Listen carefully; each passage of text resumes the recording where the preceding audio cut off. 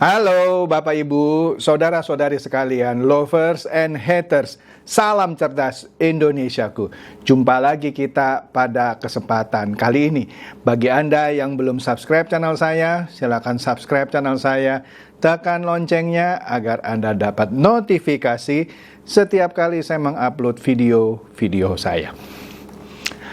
Oke, pada kesempatan kali ini saya akan membahas sesuatu yang sebenarnya saya agak kurang suka gitu ya untuk membahas ini karena seperti menebarkan aura negatif. Tetapi apapun itu ya Anda harus tahu gitu ya. Ini juga sekaligus untuk saya gitu ya. Jadi ketika dunia ini makin kelam, nah maksud konten saya kali ini untuk memberitahukan Anda harus bersiap-siap gitu ya. Jangan hura-hura terus gitu ya. Karena indikasi dunia ini memasuki kekelaman gitu ya. Iya, ekonomi dunia akan memasuki masa kegelapan. Jadi sekali lagi, saya tidak suka sebenarnya membahas ini, tetapi ini harus Anda ketahui. Jadi begini saja. Seperti yang Anda tahu, beberapa saat yang lalu saya bahas mengenai krisis di Amerika kan, di mana di beberapa negara bagian ternyata sudah ada orang yang mengantri kotak makanan, yang ngantri pakai mobil pula. Anda lihatlah di konten saya sebelumnya gitu ya. Kenapa? Karena harga makanan mahal, karena inflasi menggila. Yang sebelumnya 8, sekian, kemudian saat ini sudah masuk di 9 sekian. Maka dari itu The Fed akhir bulan ini kemungkinan besar minimal akan menaikkan suku bunga lagi 75 basis point. Bahkan tidak tidak menutup kemungkinan maksud saya jadi 100 basis point. Kalau itu terjadi maka ini adalah kenaikan suku bunga terbesar selama sejarah Amerika Serikat. Tapi kita harus tunggu ya sampai akhir bulan. Kalau itu terjadi, Bitcoin, kripto dan lain-lainnya tambah hancur. Begitu juga saham. Ya. Tujuannya apa ya? Tujuannya seperti sudah saya sering bahas, Bank Sentral atau The Fed dari Amerika Serikat berusaha terus mengendalikan inflasi. Nah, kalau dia terus menaikkan suku bunga, yang mana dampaknya diperkirakan bisa menekan inflasi, tapi juga memperlambat pertumbuhan ekonomi. Kenapa? Dengan naiknya suku bunga, otomatis bunga pinjaman, cicilan KPR, dan lain-lain naik. Orang semakin sulit lagi untuk membayar cicilan. Maka pertumbuhan ekonomi melambat. Perusahaan-perusahaan kalau mau pinjam uang sama bank, bunga juga tinggi. Kalau dulu bunga murah, pinjam uang bunga murah supaya ekspansi bisnis. Sekarang kalau mau ekspansi bisnis, pinjam uang di bank, bunganya tinggi. Inilah makanya ekonomi melambat. Nah, itu krisis yang sudah terjadi dan akan terus terjadi. Jadi Amerika siap-siap memasuki resesi. Bagaimana dengan China? Nah, ini yang saya mau perjelas di sini dan saya ulas. Ternyata diam-diam Cina pun krisis. China yang selama ini diam-diam saja ternyata krisis. Kita lihat dulu nih satu nih ya beritanya nih ya. Heboh China gegara tabungan nasabah bank-bank kecil hilang. Astaga. Ini berita sih sudah mingguan yang lalu gitu ya, tapi ya tetap menarik untuk dibahas. Iya. Waduh, banyak orang yang menabung di bank-bank kecil, tabungannya hilang. Astaga. Nah, mereka heboh gitu ya. Jadi warga negara China yang menabung di bank-bank kecil dan menengah tidak bisa mengakses tabungan. Kenapa? Itu sebenarnya sudah terjadi dari beberapa bulan yang lalu, tapi tidak sempat kedengaran gitu ya. Nah, katanya masalah ini dimulai ketika ada 4 bank di Provinsi Henan menangguhkan penarikan uang tunai, ya. Nah, kemudian bank sentral lah ya di China People Bank of China menuduh pemegang saham utama dari 4 bank itu secara ilegal telah menarik uang dari nasabah. Jadi nakal lah gitu ya. Nah, ada satu grup namanya Henan New Fortune Group.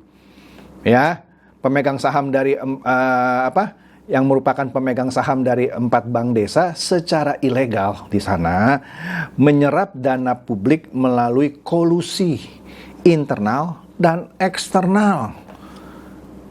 Jadi ada tindakan kriminal gitu di dalam bank itu sendiri ya, yang menggunakan platform pihak ketiga ya, dan pialang dana. Jadi berkolusi internal maupun eksternal, astaga. Nah ya, sehingga dengan demikian nasabah yang menitipkan uang, menabung, menyimpan uang di bank-bank kecil tidak bisa menarik. Ya kan? Nah, yang kena siapa di sini? Gila ini. Katanya nih ya, ada 400.000 nasabah. Hampir 500.000 gitu coy. Nasabah di seluruh Cina ini ya, akhirnya tidak dapat mengakses tabungan mereka. Waduh, ini kayaknya Indonesia kan pernah ya tahun 98, tapi nggak hilang uangnya lah. Bank-bank itu pada di-rush gitu ya.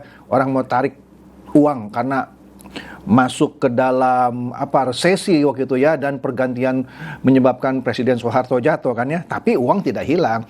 Walaupun adalah di beberapa bank yang akhirnya kena BLBI, seingat saya, akhirnya memang uang banyak yang hilang, tapi ini 400.000 gitu ya.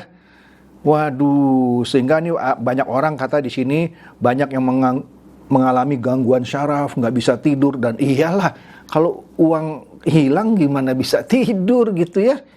Nah, sehingga nasabah-nasabah yang kehilangan uang ini katanya mendatangi cabang-cabang bank ini di Provinsi Henan, ratusan warga ya demo lah gitu ya.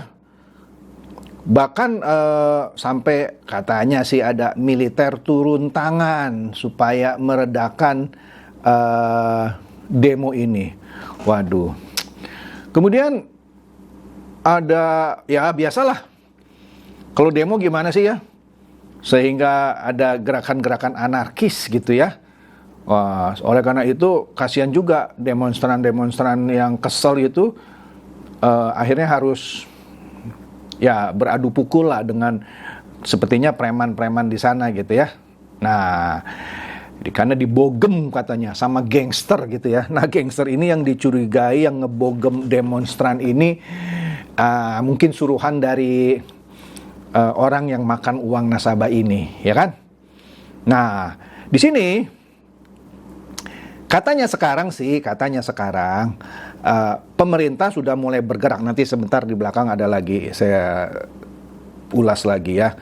Kemudian akhirnya regulator di sana turun tangan sehingga beberapa nasabah bisa mulai mendapatkan uangnya kembali. Ya, tapi ini kan, waduh, 400.000. Sehingga inilah yang membuat pemerintah China ini bergerak. Ya, turun tangan dan karena di sana juga punya LPS, lembaga penjamin simpanan, ya. Nah, meski mereka katanya sudah dijamin, tetap saja mereka kecewa gitu ya. Kenapa ini bisa terjadi gitu ya? Nah, jadi sekarang mereka sepertinya menuntut gitu ya, menuntut supaya masalah ini diselesaikan, ya. Nah, nanti kita lihat sampai Presiden China akhirnya turun tangan dalam masalah kasus perbankan ini. Itu satu. Kedua, belum habis masalah uang simpanan nasabah di bank-bank kecil menengah, maksud saya, selesai, timbul lagi krisis industri properti. Ya, ratusan proyek terbengkalai.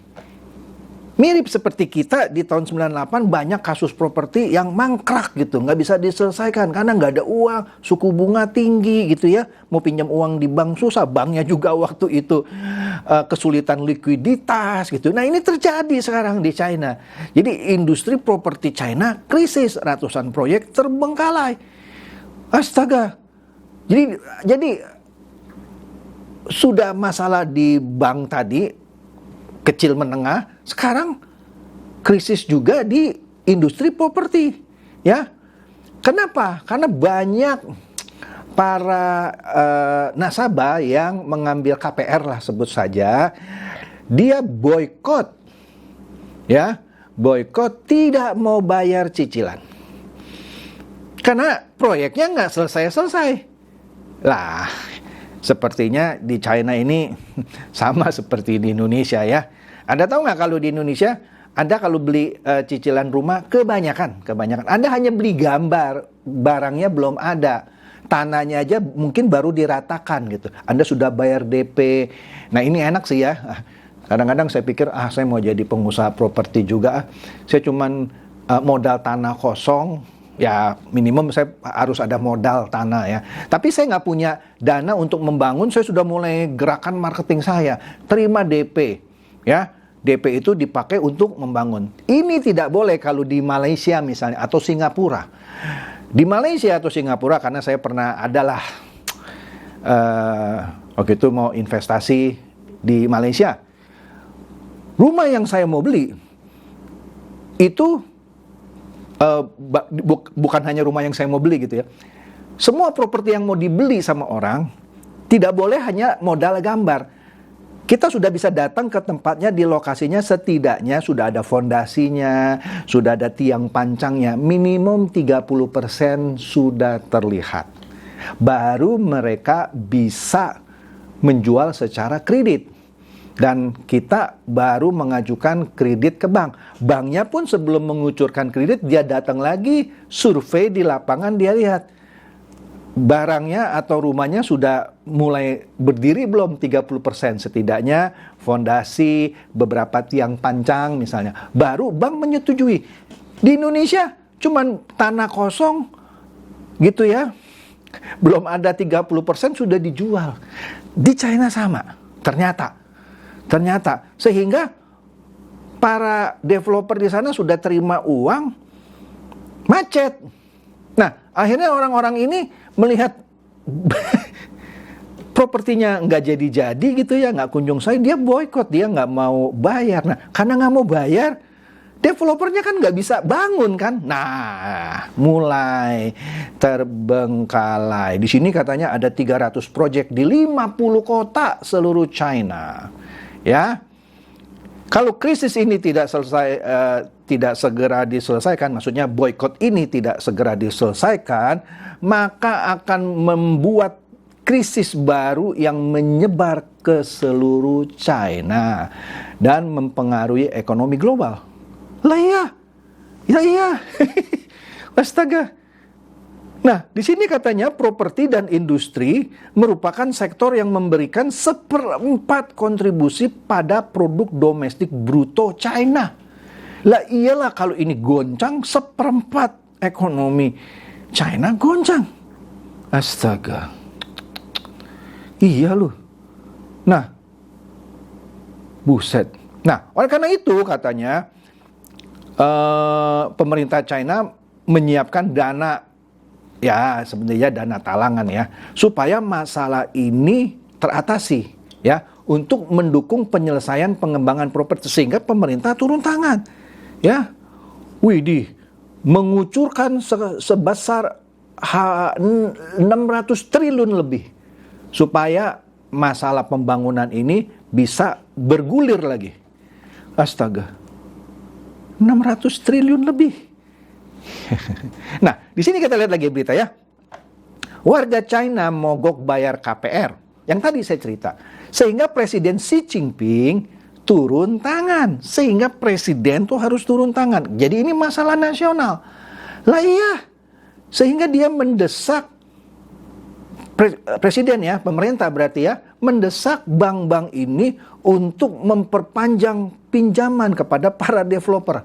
Waduh, developernya terbantu juga ya. Ya mau nggak mau gitu ya, kalau nggak dibantu sama pemerintah, mogok. Waduh, seperempat PDB-nya China itu dari industri properti dan industri lainnya. Iya kan? Waduh, bisa merembet ke sektor yang lain gitu. Nah, oleh karena itu di sini, beberapa pejabat keuangan dari pemerintah China berusaha untuk mengembalikan istilahnya kepercayaan para pembeli properti. Ya karena kasus begitu orang jadi takut kan beli properti kan. Udah bayar DP, udah mulai bayar cicilan, proyeknya mangkrak. Jadi orang kepercayaan terhadap industri di China turun. Nah, pemerintah harus turun tangan dalam hal ini, bantu suntik dana atau apalah skemanya supaya mengembalikan kepercayaan masyarakat untuk beli properti. Kalau nggak, stuck juga gitu, seluruh industri properti jadi mati, orang jadi nggak percaya, ya kan? Waduh, sampai Presiden China turun tangan, ya, karena resiko terbesar kalau pemerintah China tidak turun tangan, kepercayaan masyarakat atas industri properti hancur. Penjualan properti pasti mati karena semua orang jadi tidak percaya kepada para pengembang di China. Nah, sudah mulai ngerti kan ya? Satu, masalah tabungan di bank-bank kecil menengah yang sulit dicairkan. Kedua, krisis properti.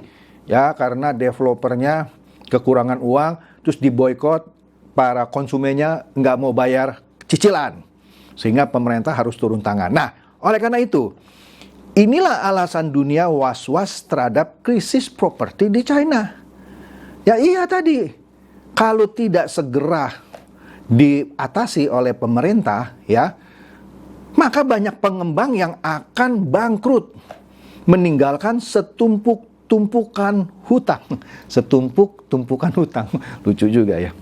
Ya, sehingga ini akan bisa menyebar ke seluruh China, mati industri properti. Ya, China ini merupakan negara dengan ekonomi terbesar kedua di dunia. USA sudah krisis, China juga mulai krisis, astaga. Belum ditambah dengan parahnya dampak ekonomi karena perang Rusia dan Ukraina. Ya, sehingga misalnya gas dari Rusia dikurangi ke Jerman dan beberapa negara Eropa, sehingga harga gas, minyak tinggi, sehingga orang-orang di Eropa kena sudah. Mau beli bensin, beli apa, beli gas untuk apa, sebentar lagi mau masuk musim dingin, mahal. Ya sudahlah, ekonomi semakin gelap. Makanya kalau Rusia sama Ukraina mau perang, harusnya negara-negara Eropa sudah harus memikirkan dampaknya. Bukan sengaja dipanas-panasin, Ukraina sudah perang ditinggal. Kasihan Ukraina. Ya. Jadi oleh karena itu, inilah yang krisis di China yang sudah memasuki tahap menemani saudara tuanya, yaitu USA atau Amerika Serikat, yang kalau ini tidak segera ditangani dan kalau perang Rusia-Ukraina tidak kunjung selesai, maka dapat dipastikan ekonomi dunia semakin gelap. Ya, kalau ekonomi dunia semakin gelap, saya tidak tahu lagi. Kenapa? Karena negara-negara di dunia itu saling tergantung. Anda jangan pikir Indonesia aman-aman saja. Bukan bermaksud menakut-nakuti ya. Tetap kita perlu produk-produk dari luar negeri. Kalau mereka dalam memproduksi barang-barang yang kita butuhkan mahal, ya kita juga harus membelinya dengan harga mahal kan. Yang masuklah kita ke inflasi juga nanti. Ya, oleh karena itu, singkat saja. Bersiap-siaplah, jangan terlalu boros gitu ya. Anda dalam mempergunakan uang, bijaklah dalam mempergunakan uang. Ya, kalau saya ngomongin entar dibilang saya membenci kripto. Terserah deh. Ya, kalau Anda masih main kripto, Bitcoin atau apa, mumpung the Fed belum mengumumkan kenaikan suku bunga, jual aja deh. Jual aja. Pegang cash. Karena di dalam masa krisis, cash is the king. Uang kontan adalah raja. Jangan sampai nanti Anda terlambat, nggak sempat jual aset-aset yang beresiko tinggi tadi yang saya sebut, misalnya Bitcoin. Terserah lah kalau Anda, Pak Chandra nih nyalahin Bitcoin. Bukan nyalahin, kalau Anda lagi pegang kesempatan nih sebelum the Fed ngumumkan. Enggak, saya pegang aja, siapa tahu nanti to the moon lagi. Ya terserah lah, mungkin nunggu 5 tahun lagi gitu ya. Oke deh, kalau Anda nggak percaya sama saya, Anda tanya sama Elon Musk, Tesla. Dia sebelum Fed mengumumkan kenaikan suku bunga lagi, dia jual.